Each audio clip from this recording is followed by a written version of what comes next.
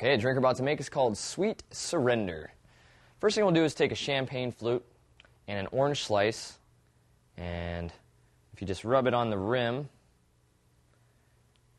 and take your sugar, and you'll have a nice rim of sugar on your glass. Okay, now set that aside. We're going to come back to that later.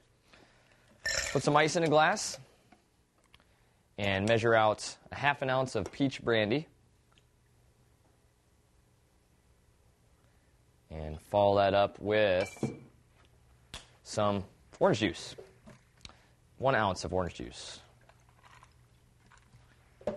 Okay, give that a shake.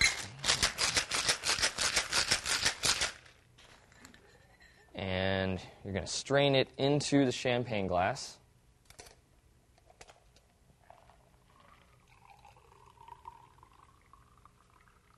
The last thing you're going to do is just top it off with some good old champagne.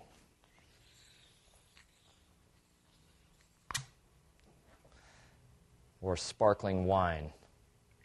Whatever you have. And isn't that lovely? That's all there is to it. Sweet surrender. Bottoms up.